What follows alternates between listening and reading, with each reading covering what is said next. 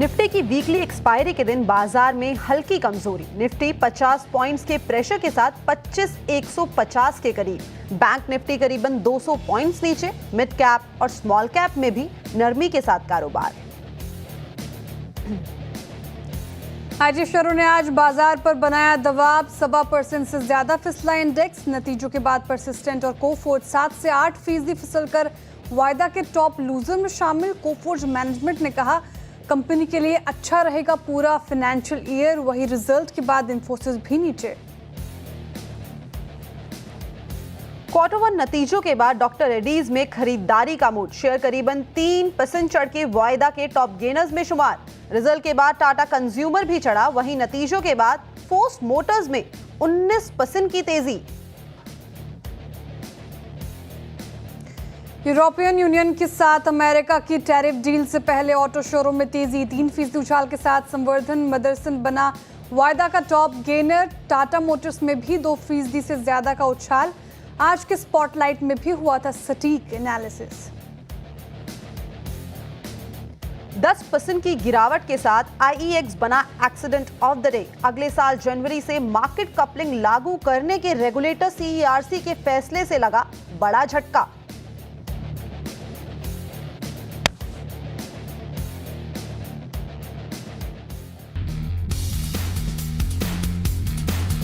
Tesla की entry में छुपी है एस्पिरेशनल इंडिया की कहानी। नया भारत अब कुछ बड़ा सोचता है, सपने साकार करने के लिए निवेश की भाषा बोलता है। सुनिए sir, thank you so much आज हमारे साथ जुड़ने के लिए। Different kind of interview, very enjoyable.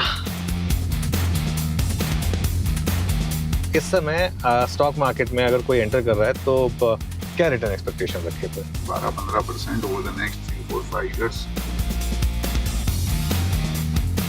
Tesla और मार्केट का क्या है कनेक्शन? मार्केट गुरु सुनील सिंघानिया के साथ देखिए हमारा खास डिस्कशन। कोई भी ग्लोबल कंपनी इंडिया कंज्यूमर को इग्नोर नहीं कर सकती। ओवरऑल अब तक जो अर्निंग सीजन गया है उसको आप कैसे देख रहे हैं? होप तो है कि सितंबर के रिजल्ट से things will start to improve. Market safari, Tesla की सवारी।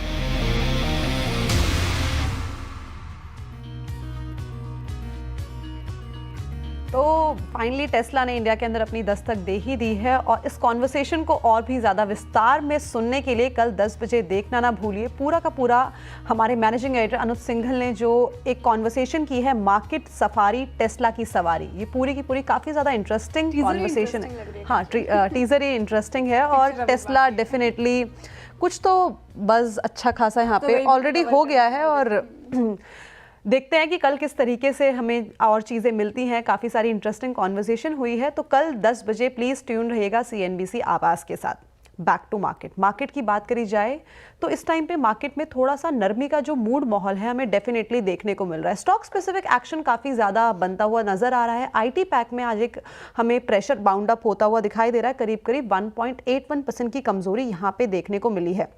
बिग बॉय इन्फोसिस के नंबर्स की बात करी जाए तो मेजरली अगर बात करें तो नंबर्स हमें पॉजिटिव ट्रेजेक्ट्री में देखने को मिले थे। लेकिन मैक्रो एनवायरनमेंट को देखते हुए जो आगे की गाइडेंस है वो थोड़ा सा कॉशियस यहाँ पे देखने को मिली थी। इसके बाद यहाँ पे करीब करीब 1% की गिरावट अभी करंटली हमें पर्टिकुलर स्टॉक में देखने को मिल रही है। मार्केट का मूड कुछ अजीब ही लग रहा है। जहाँ पे नंबर्स अच्छे आए वहाँ पे हमें गिरावट देखने को मिल रही है। जहाँ पे नंबर्स में प्रेशर है वहाँ पे जो इस टाइम का ट्रेड बनता हुआ दिखाई दे रहा है वो काफ़ी ज़्यादा पॉजिटिव साइड में। तो कुछ समझ नहीं आ रहा है। इसको विस्तार में समझने के लिए एक बार सातपुते सर के साथ जुड़ जाते हैं। Satpute sir, good morning. या very good morning, very good morning जी सर, वीकली एक्सपायरी है, निफ्टी में तो प्रेशर है ही, लेकिन स्टॉक स्पेसिफिक भी जो ट्रेजेक्ट्री है कुछ समझ नहीं आ रही। नंबर्स अच्छे हैं लेकिन रिएक्शन उल्टा है और वाइस वर्सा ये आता हुआ दिखाई दिया है। क्या करा जाए?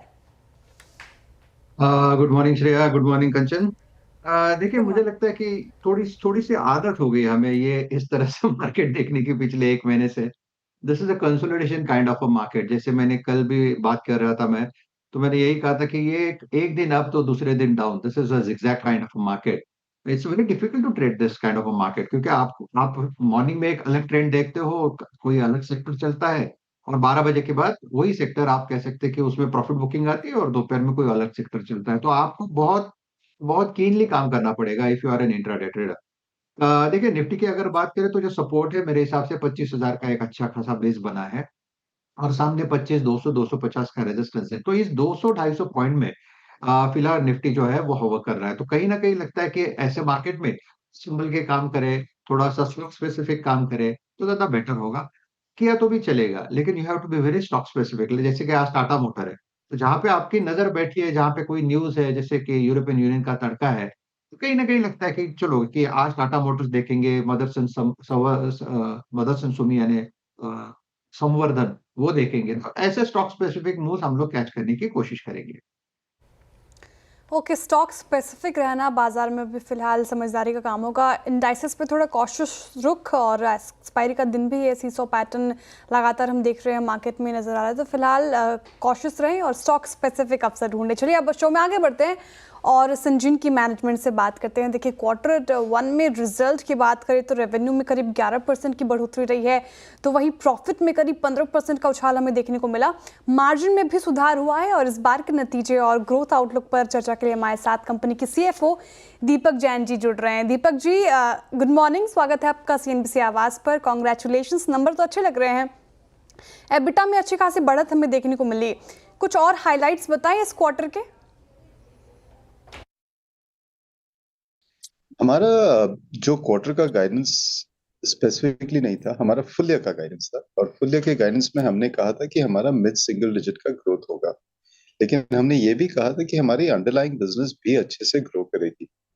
जो मिड सिंगल डिजिट का गाइडेंस था वो था क्योंकि हमारे पास एक इन्वेंट्री एडजस्टमेंट करनी थी एक क्लाइंट के लिए। अगर वो इन्वेंट्री एडजस्टमेंट को हटाएंगे तो हमारी अंडरलाइंग ग्रोथ अच्छी थी। 11% ग्रोथ आया है, 875 करोड़ का हमारा ऑपरेटिंग रेवेन्यू रहा है और वो हमें रिपोर्ट करते हुए बहुत खुशी हो रही है। जो हमारी रिपोर्टेड मार्जिन्स भी है, हम बोले थे कि मिड 20s पे रहेगी हमारे गाइडेंस के हिसाब से, वो करीबन 24% ग्रोथ दिखा रही है। वो भी हमारे को जो गाइडेंस है उसी के लाइन में है। थोड़ी बेटर है, लेकिन मेरे हिसाब से वो जो थोड़ी बेटर मार्जिन्स रिपोर्ट हुई है हमारी पैट की और एबिटा की, वो क्योंकि हमने बताया था कि हमारे दोनों यूनिट्स अप एंड रनिंग होंगे। एक है यूनिट 3 जो हमारा बायोलॉजिक्स का बैंगलोर का साइट है, और एक है हमारा साइट जो बाल्टीमोर में है यूएस में। ये दोनों साइट्स हमने कहा था कि एक यूनिट 3 इस साल से अप एंड रेडी होगी, उसकी डेप्रिसिएशन कॉस्ट वो सब आएगी हमारे पीएनएल में। जो इस बताते हुए खुशी हो रही है कि Q1 में हालांकि हमारे पास 45 दिन की थोड़ी देरी हुई, लेकिन इस क्वार्टर में हमने उसको कैपिटलाइज किया तो उसकी इम्पैक्ट आएगी। और जो हमारी बाल्टीमोर साइट है वो प्लान के हिसाब से चल रही है और वो हमारे second half of the year में उसको भी हम कैपिटलाइज करेंगे और उसकी भी इम्पैक्ट आएगी। तो फुल ईयर का जो गाइडेंस है हमारा रेवेन्यू और पैट और एबिटा का, वो हम मेंटेन कर रहे हैं। Okay, good morning Deepak ji, कंचन बात कर रही हूँ। तो जैसे कि आपने मेंशन किया, जो कि फिस्कल ईयर 26 के लिए कंप्लीट गाइडेंस दिया गया था, इन लाइन ही हमें जो नंबर्स हैं वो देखने को मिले हैं। लेकिन अभी रिसेंटली आपने एक नया पूरा का पूरा सेगमेंट लॉन्च किया है, दैट इज पेप्टाइड लेबोरेटरी। वहाँ से आप किस तरीके की जो ग्रोथ है वो एक्सपेक्ट कर रहे हैं? पेप्टाइड्स एक बहुत फास्ट ग्रोइंग सेगमेंट है, विद GLP-1 और उसके बारे में बहुत चर्चा है अभी। पेप्टाइड्स उसी मोडालिटी को सपोर्ट करती है और हम हमारे सिंजीन में हमने हमेशा बताया है कि हमारे कैपेक्स के इन्वेस्टमेंट की दो स्ट्रैटेजी होती है। एक होती है कैपेसिटी बिल्डिंग, जिसपे जैसे हमने बाल्टीमोर साइट एक्विजिशन की थी, यूनिट 3 की एक्विजिशन की थी, वो हमारे capacity on the need of the client की रिक्वायरमेंट्स के हिसाब से। सेकेंड होती है हमारी कैपेबिलिटी एक्सपेंशन के लिए। तो ये पेप्टाइड लैब है, या पिछले साल हमने एक DMPK का ऑटोमेशन किया था, ये हमारे कैपेबिलिटी इंप्रूवमेंट करती है, कैपेबिलिटी एनहांसमेंट करती है। और वो कैपेबिलिटी जो हमको हमेशा टेक्नोलॉजी के फोरफ्रंट पे रखती है कि जब क्लाइंट्स आए हमारे पास वो ऑफरिंग रहे, हमारे पास बेस्ट टेक्नोलॉजी हो, बेस्ट सपोर्ट स्ट्रक्चर्स हो, बेस्ट इन्वेस्टमेंट्स हो क्लाइंट के लिए। तो हमारे कैपेक्स इन्वेस्टमेंट्स की ये दो स्ट्रैटेजी रही है और वही कैपेक्स इन्वेस्टमेंट स्ट्रक्चर्स को लेके हम आगे बढ़ रहे हैं। पेप्टाइड लैब एक नई मोडालिटी को एड्रेस करती है जो बहुत फास्ट ग्रोइंग। ओके, नई मोडालिटी को एड्रेस करती है जो फास्ट ग्रोइंग है। लेकिन दीपक जी, आपने Q1 में कितने क्लाइंट्स जोड़े, कितने ऑडिट्स कंप्लीट हुए हैं, इसका अंदाजा अगर आप दे पाएं। हमारे क्लाइंट ऑडिट्स और रेगुलेटरी ऑडिट्स हमेशा चलते जा रहे हैं। हमारे पास इस साल एक हमारी जो ह्यूमन फार्माकोलॉजी डिपार्टमेंट है, उस पे एक एफडीए का ऑडिट था और उस पे बिना किसी ऑब्जर्वेशंस के हमें पूरी क्लियरेंस मिली। वो हमें बहुत खुशी हुई थी। और पिछले क्वार्टर में हमारे एक बायोलॉजिक्स यूनिट पे भी एक एफडीए ऑडिट हुई थी। उस पे हमारे को 483 ऑब्जर्वेशंस आए थे। उस पे भी हमें फेवरेबल ईआईआरस मिले हैं एंड वो भी क्लोज हो गया है। तो इसके अलावा करीबन, अब नंबर टॉप ऑफ माइंड मेरे पास नहीं है, लेकिन हमारे पास क्लाइंट के ऑडिट्स भी होते हैं। करीबन 20 एक ऑडिट हुए थे, बट वो हमारे पास रेगुलर रहते हैं। हर साल, हर क्वार्टर, हर साल काफी क्लाइंट्स आते हैं जो हमारे को ऑडिट करते हैं। और इसी के लिए हमारे पास 400 प्लस क्लाइंट्स हैं आज के दिन। तो वो हमारे साथ रहते हैं, हमारे लैब्स को रेगुलर इंस्पेक्शंस करते हैं और एफडीएस के भी इंस्पेक्शन होते हैं। जो बताते हुए खुशी हो रही है कि सब अच्छा चल रहा है, सबके ऑडिट सब क्लियर आ रहे हैं एंड क्लाइंट्स हमें बिजनेस देने के लिए उत्सुक थे। तो रेगुलेटरी फ्रंट में जो चीज़ें हैं हमें काफ़ी ज़्यादा स्मूथ होती हुई दिखाई दे रही हैं, लेकिन इस टाइम पे अगर हम कैपेसिटी एडिशन के फ्रंट में बात करें, स्पेशली इंडिया और यूएस की ज्योग्राफी में, तो पाइपलाइन किस तरीके की दिखाई दे रही है? हमारी ओवरऑल अगर आप देखेंगे तो मैक्रो इकोनॉमिक सिचुएशन जो हमने बताया था, वो हमेशा, अब जब साल के बिगनिंग में गाइडेंस भी दिया था कि वॉलेटाइल रहेगी, राइट। अभी अगर आप बायोटेक फंडिंग देखेंगे, उस पे बायोटेक फंडिंग में भी अभी भी वॉलेटिलिटी है। चाइना +1 पे भी सब large and mid size farmers जो हैं वो अपने ओवरऑल सप्लाई चेन को रीहैश कर रहे हैं या अपना सोच रहे हैं सप्लाई चेन कैसे करेंगे। ये टैरिफ्स का एक नया मोड़ आया है, एंगल आया है, जहाँ पे अब अभी भी अनसर्टेनिटी है बहुत। क्लाइंट्स आ रहे हैं हमारे पास, हमारे आरएफपीज पे अच्छी ग्रोथ हो रही है, लेकिन क्लाइंट्स भी अपने overall supply chain, overall manufacturing, overall services के बारे में सोच रहे हैं। द गुड न्यूज ये है कि आज के दिन ओवरऑल सीडीएमओ और सीआरडीएमओ सेगमेंट में ग्रोथ अच्छी है और वो ग्रोथ फार्मा इंडस्ट्री की ग्रोथ से आगे है। उसका ये इंटरप्रिटेशन कर सकते हैं कि सीआरडीएमओ सेगमेंट पे ग्रोथ फार्मा इंडस्ट्री से ग्रोथ से ज्यादा है, तो वो हमारे सेगमेंट के लिए अच्छा ही रहता है और वो हम देख रहे हैं, हमारे पास आरएफपी इंप्रूवमेंट्स हो रही है। तो अब देखते हैं ये आरएफपी इंप्रूवमेंट्स को हम कैसे और अपने क्लाइंट्स में कन्वर्जन करते हैं। ग्रोथ तो दिखी है। दीपक जी, बहुत बहुत शुक्रिया आज हमारे साथ जुड़ने के लिए, तमाम सवालों के जवाब देने के लिए, and all the very best for upcoming quarter sir. चलिए अब आगे बढ़ते हैं और सिंजन का एक बार चार्ट रखते हैं आपके लिए स्क्रीन पर। आज थोड़ा दबाव के साथ ही कारोबार कर रहे हैं, हालांकि मार्केट ही थोड़ा लो है और 0.1% की गिरावट के साथ सिंजन आपको कारोबार करता हुआ नजर आएगा। एक महीने में करीब करीब 6% की रैली तो दिखाई है। राजेश जी, कैसे चार्ट्स पे प्ले सिंजन? आपने मैनेजमेंट को सुना, अभी रिजल्ट तो ठीक है, लेकिन चार्ट्स क्या इंडिकेट कर रहे हैं? देखिए, मुझे लगता है कि चार्ट एंड डेटा दोनों आज देखेंगे तो डेटा में थोड़ी बहुत मुझे थोड़ी नजर गई, तो मैं वाज लिटिल सरप्राइज क्योंकि ओपन इंटरेस्ट आज करीबन 18% घटा है, 17.77, that is what the chart is suggesting. तो ओपन इंटरेस्ट 17% घटा है, वेराज प्राइस जो है वो 660 का सपोर्ट ले रहा है। तो ये पॉसिबिलिटी है कि ये जो डिप मिला, इसमें जो है आप कह सकते हैं कि शॉर्ट जो है वो कवर हो रहा है और यहाँ पे लॉन्ग साइड की पोजीशन बन रही है। तो माय पॉइंट है, जब तक ये 660 का लेवल इंटैक्ट है तब तक कोई दिक्कत नहीं। रादर मुझे लगता है कि प्रोबेबली अगर आप शॉर्ट टर्म स्विंग की भी बात करें तो 720 जो इसका 200 डीएमआई है, ये इसका टारगेट होगा। तो आपका स्टॉप लॉस जो है वो 650 पे रहेगा और 720 का पोजिशनल टारगेट रहेगा सिंजन। ओके, 650 का स्टॉप लॉस और 720 का पोजिशनल टारगेट एक्सपेक्ट कर सकते हैं। तो चलिए एक बार फिर से स्वागत है आप सभी का ट्रेडर्स हॉटलाइन पे। एक बार नज़र डाली जाए मार्केट की तरफ, लोअर लेवल से तो डेफिनेटली निफ्टी में आज इंट्राडे में वापस से एक रिकवरी आती हुई दिखाई दे रही है, लेकिन एक बार स्क्रीन पे रखिए एक हफ्ते का चार्ट। देखिए एक हफ्ते का चार्ट, यहाँ पे एक कंसोलिडेशन का जो मोमेंटम है वो लगातार बनता हुआ दिखाई दे रहा है। एक रेंज के अंदर ही जो मार्केट है, निफ्टी 50 है, कारोबार करता हुआ दिखाई दे रहा है। आईटी में डेफिनेटली एक जो पेन है वो परसिस्टेंटली दिखाई दे रहा है। परसिस्टेंट की बात करी तो परसिस्टेंट सिस्टम का एक बार चार्ट लेके आइए स्क्रीन पे। नंबर्स आए, नंबर्स के बाद एक गिरावट देखने को मिली है यहाँ पे डेफिनेटली। अब गिरावट क्यों है, इसके पीछे का रीज़न क्या है? देखिए, क्वार्टर 1 की बात करी जाए तो पर्सिस्टेंट सिस्टम का जो डॉलर रेवेन्यू है इसमें करीबन 4% की बढ़ोतरी रही है। वहीं अगर प्रॉफिटेबिलिटी की बात करी जाए तो ये भी 7% तक बढ़ता हुआ नजर आया है। रुपी रेवेन्यू में भी करीब 3% का इजाफा हमें देखने को मिला है। लेकिन अगर मार्जिन फ्रंट्स पे बात करी जाए तो यहाँ पे स्लाइट पेन हमें देखने को मिला है। रिजल्ट्स के ऊपर और आगे के आउटलुक को लेके हमारे साथ कंपनी के CFO विनीत तेरदेसाई जी जुड़ गए हैं। Vineet ji, good morning. तो सबसे पहला सवाल मैं आपसे पूछना चाहूंगी, अगर हम रेवेन्यू देखें तो अच्छी खासी हमें ग्रोथ देखने को मिली है, approximately at 3.9% on sequential basis. ऐसे कौन से वर्टिकल्स रहे हैं, कौन सी ज्योग्राफी रही है जिसने इस पूरे के पूरे मोमेंटम को ड्राइव किया है? धन्यवाद मुझे आपके शो पे बुलाने के लिए और आपके दर्शकों को भी। अ, देखिए, ये क्वार्टर में हमारी जो ग्रोथ रही है 18.8% year on year dollar terms में रही है, 21.8% year on year rupee terms में रही है। और ये बैंकिंग फाइनेंशियल सर्विसेज वर्टिकल और हाईटेक वर्टिकल, ये दो वर्टिकल के यहाँ से आई है। ईयर ऑन ईयर देखेंगे तो health care life sciences vertical ने भी काफी अच्छी ग्रोथ दिखाई है।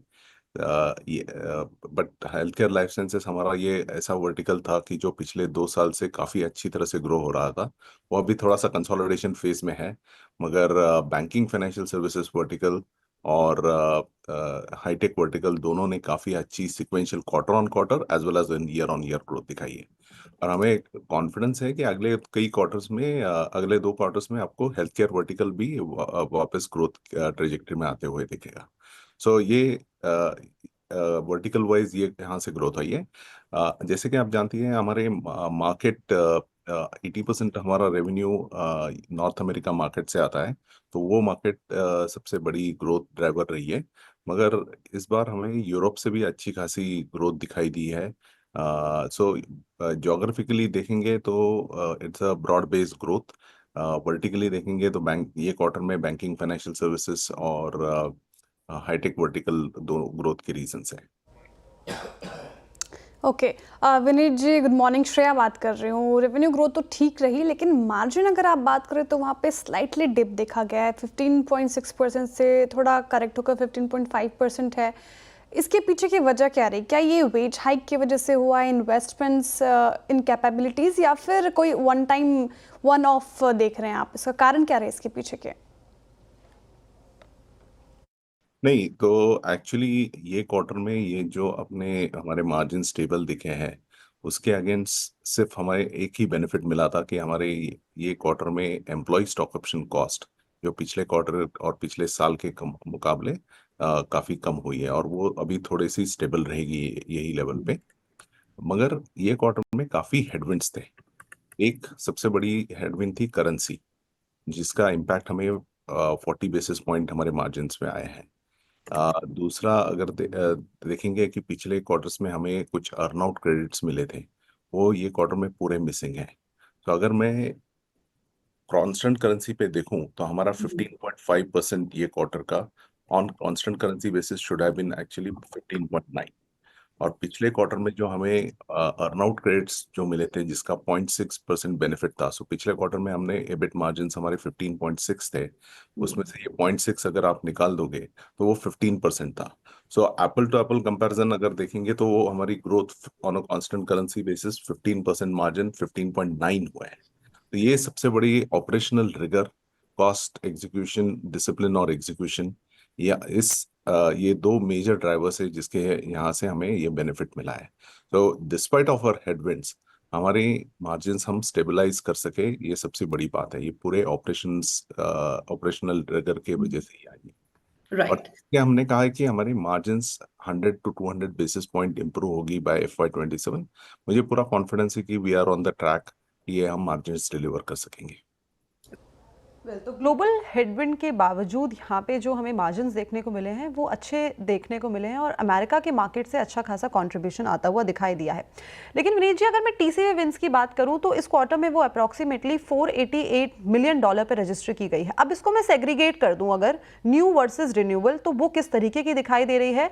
और साथ में अगर मैं इसके कन्वर्जन की बात करूँ रेवेन्यू टर्म्स में, तो अपकमिंग क्वार्टर्स में किस तरीके से देखने को मिल सकता है? तो देखिए हमने हमारी एनुअल कॉन्ट्रैक्ट वैल्यू जो दिखाई है वो वहाँ अच्छी तरह से ग्रोथ हुई है, मगर जो रेवेन्यू हमें साल में रियलाइज होता है वो सिर्फ एनुअल कॉन्ट्रैक्ट वैल्यू से नहीं होता। एनुअल कॉन्ट्रैक्ट वैल्यू ये हमारे ये क्वार्टर में विन हुए डील और अगले 4 क्वार्टर की विजिबिलिटी दिखाते हैं, और इसके साथ जो हमने टोटल कॉन्ट्रैक्ट वैल्यू साइन किए थे ये क्वार्टर में as well as in the past quarter, तो उसका इफेक्ट भी आता है। Total contract value is like a 2 year 3 year contract जैसे मिलता है। एनुअल कॉन्ट्रैक्ट वैल्यू एक शॉर्ट टर्म प्रोजेक्ट्स रहता है या अगले 4 क्वार्टर्स की विजिबिलिटी वाला रहता है। तो टोटल कॉन्ट्रैक्ट वैल्यू हमारी काफी अच्छी है, हमारी ऑर्डर बुक अच्छी है, पिछली ऑर्डर बुक भी अच्छी है, और ये क्वार्टर में हमने जो विंस देखे हैं पर्टिकुलरली जैसे मैंने कहा कि बैंकिंग फाइनेंशियल सर्विसेज में और हाईटेक वर्टिकल में, उसके हिसाब से अगले 2 क्वार्टर 3 क्वार्टर की विजिबिलिटी बहुत ही कॉन्फिडेंट देती है। I understand micro economic environment uncertain है, बट वो सबके लिए है, परसिस्टेंट उसके लिए कुछ अलग नहीं है परसिस्टेंट के लिए। बट हम जब हमारी ऑर्डर बुक देखते हैं तो बहुत ही स्ट्रांग लग रही है, पाइपलाइन अच्छी लग रही है, तो उसके हिसाब से जो कॉन्फिडेंस आता है उसका बेनिफिट हमें मिलेगा। बिल्कुल, बहुत कॉन्फिडेंट साउंड कर रहे हैं विनीत जी आप। लेकिन हालांकि आपने थोड़ा जिक्र भी किया सेगमेंट वाइज, वर्टिकल वाइज, लेकिन क्लाइंट बिहेवियर पर मैं आपसे सवाल पूछना चाहूँगी। क्लाइंट बिहेवियर कैसे है इस वर्टिकल्स में, BFSI, हेल्थ केयर और ISV? क्या डिसीजन साइकिल्स यहाँ पे इम्प्रूव हो रहे हैं या फिर स्टिल कॉशियस? नहीं, कॉशियसनेस तो है, there is no doubts about it कि कस्टमर्स अभी भी वो भी quarter to quarter sort of decision making में दिखाई दे रहे हैं। अभी ऐसे कोई हमने इंडिकेशंस नहीं देखी है कि जहां मेगा प्रोजेक्ट्स 2 साल 3 साल के मेगा प्रोजेक्ट्स ओपन अप हो रहे हैं। हम परसिस्टेंट की सबसे खासियत है यह है कि परसिस्टेंट कस्टमर्स के पास प्रोएक्टिव बेसिस पे जाता है। ऊपर से हमारे सासवा और जो AI इनेबल्ड सॉल्यूशंस है वो कस्टमर्स को काफी हद तक पसंद आ रही है। ये हम डायरेक्टली कस्टमर एनवायरनमेंट पे डिप्लॉय कर रहे हैं, उसके बेनिफिट डायरेक्टली कस्टमर्स को मिल रहे हैं, और कस्टमर हमें उसके लाइसेंस फीस लाइसेंस फीस हमें दे रहे हैं, तो उसका बेनिफिट हमें डायरेक्टली टॉप लाइन में मिलता है और एज वेल एज मार्जिन में बेनिफिट मिलता है। तो ये 3-4 चीजें जो है वो हमें कस्टमर्स के साथ डील विन करने में काफी हद तक मदद करती है, मगर जनरल ट्रेंड अभी भी कॉशियस है, और मुझे लगता है कि 1-2 क्वार्टर में जैसे ही interest rate cycle US interest rate cycle थोड़ा सा ईज आउट होना चालू हो जाएगा, तो वहां से आपको ये डिसीजन मेकिंग अच्छी तरह से इम्प्रूव होती हुई दिखाई देगी। तो हम आउटलुक समझे तो यहाँ पे हमें जो आउटलुक है वो कॉशियसली ऑप्टिमिस्टिक ओर पे दिखाई दे रहा है। Thank you so much Vineet ji हमारे साथ जुड़ने के लिए, बढ़िया जानकारी देने के लिए, and all the best for upcoming quarters. Thank you so much for joining us today. तो चलिए, अब ट्रेडर्स हॉटलाइन में काफ़ी सारे हमने मैनेजमेंट से बातचीत तो कर ली है, लेकिन एक बार बातचीत कर लेते हैं हमारे दर्शक से। देखते हैं कि जो पहले दर्शक है वो कहाँ से जुड़े हैं। लखनऊ से जुड़े हैं अखिलेश जी। अखिलेश जी नमस्कार। नमस्कार मैम जी, आपका सवाल। मैम मैंने कैस्ट्रॉल लिया था अप्रोक्सीमेट 1 साल पहले 232 रुपए के भाव पे, 140 क्वांटिटी है, तो अभी कुछ रेट इसका बढ़ रहा है, तो अभी मैं किस लेवल पे एग्जिट कर जाऊं जहां से मेरे को लॉस ना हो? ओके, मतलब एग्जिट करना ही आपने सोच लिया, राइट? मैम एक्चुअली 1 साल से होल्ड किया हूँ, पैसा भी फंसा हुआ है। चलिए ठीक है, 1 साल से किया है और 1 साल से यहाँ पे डेफिनेटली कंसोलिडेशन का जो मूड माहौल है वो दिखाई दे रहा है। कैस्ट्रॉल में 232 की खरीद है, 229 पे ये करंटली कर रहा है कारोबार। हालांकि पिछले 5 दिन में यहाँ पे एक तेजी का मोमेंटम तो बना है, बट सातपुते सर आगे की ट्रेजेक्ट्री किस तरीके की दिखाई दे रही है? क्या जैसे ही अपने लेवल्स आए निकल लिया जाए?